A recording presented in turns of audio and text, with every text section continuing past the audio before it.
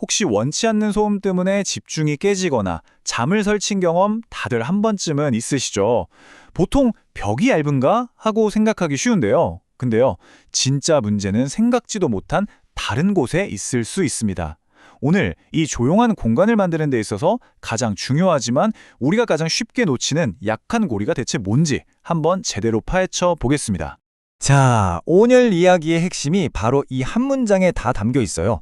소리를 막는 건 물을 막는 것과 같다. 이게 무슨 뜻일까요? 우리가 어떤 공간에 물이 새지 않도록 방수 처리를 할 때요. 아주 작은 틈, 정말 바늘 구멍 하나만 있어도 결국 물이 다 새어 들어오잖아요. 소리도 정말 똑같습니다. 아무리 두껍고 튼튼한 벽으로 둘러싸도 아주 작은 틈 하나 때문에 모든 노력이 말짱 도루묵이 될 수 있다는 거죠. 아마 많은 분들이 바로 이 질문을 하실 거예요. 아니, 우리 집 벽은 꽤 두꺼운 것 같은데? 왜 이렇게 바깥 소리가 생생하게 들리는 거지? 그 이유는 바로 그 작은 틈, 그러니까 소음이 술술 새어 들어오는 그 약한 고리를 제대로 잡지 못했기 때문입니다. 과연 그 주범이 뭘까요? 네, 바로 문과 창문입니다. 건축 음향학에서는요, 이 문과 창문을 소음 차단에 있어서 가장 치명적인 약한 고리라고 불러요. 이제부터 왜 이 두 녀석이 전체 방음 성능을 좌우하는지, 그리고 이걸 어떻게 해결해야 하는지 아주 구체적으로 한번 들여다보겠습니다. 자, 이 숫자를 한번 보세요. 진짜 깜짝 놀라실 거예요. 여기 STC라는 건 소리 전달 등급인데요. 간단히 말해서 숫자가 높을수록 방음이 잘 된다는 뜻이에요. 여기 STC 45짜리, 그러니까 아주 훌륭한 성능의 벽이 있다고 쳐요. 그런데 이 벽 면적의 한 30% 정도를 차지하는 창문이 STC 26짜리, 그냥 평범한 제품이라면 이 벽 전체의 종합 성능은 어떻게 될까요? 놀랍게도 45가 아니라 31로 그냥 뚝 떨어져 버립니다.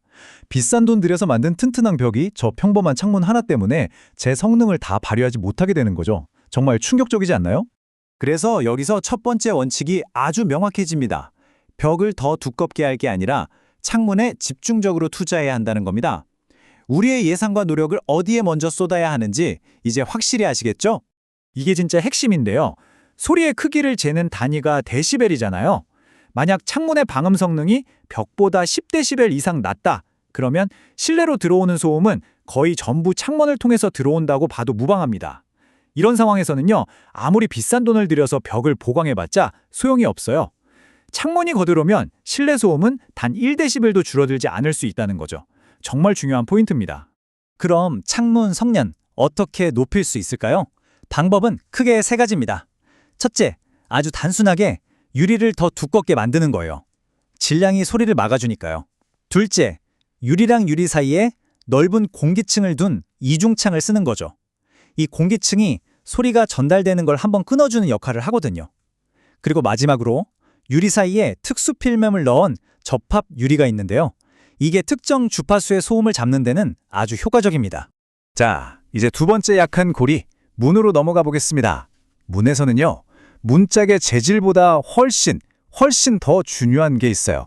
그게 바로 기밀성, 그러니까 얼마나 틈 없이 꽉 닫히느냐 하는 문제입니다. 이 그림을 보시면 바로 이해가 되실 겁니다. 왼쪽을 보세요. 환기용으로 만든 저런 루버 도어는요, 이건 소리가 들어오라고 아예 고속도로를 열어준 거나 마찬가지죠. 속이 텅 빈 가벼운 문도 당연히 방음에는 아주 취약하고요.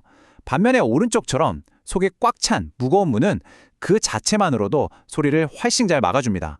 그런데 말이죠. 아무리 무겁고 좋은 문을 달아도 틈이 있다면 정말 아무 소용이 없습니다.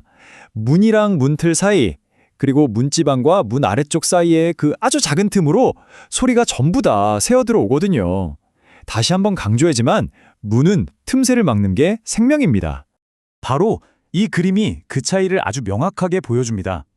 왼쪽은 한 6mm 정도 틈이 있는 평범한 문이고요. 오른쪽은 문풍지 같은 실을 사용해서 틈을 1.5mm 이하로 확 줄인 문이에요.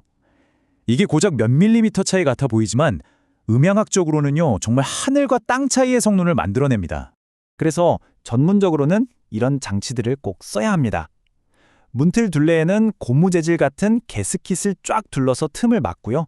문 아래쪽에는 문이 닫힐 때 자동으로 쓱 내려와서 바닥 틈을 막아주는 드롭실이라는 걸 설치해야 하죠. 물론 기본적으로는 속이 꽉 찬 무거운 문을 쓰는 게 가장 좋고요.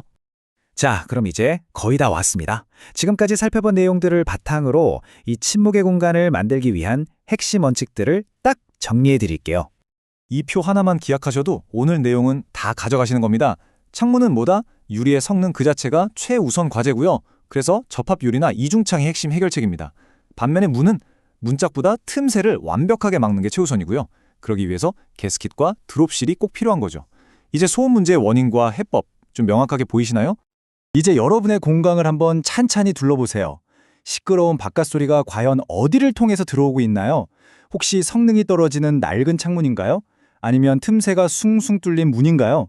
오늘 내용을 바탕으로 여러분 공간의 그 약한 고리를 정확히 찾아내서 훨씬 더 조용하고 평온한 환경을 만드는 첫걸음을 내딛어 보시길 바랍니다.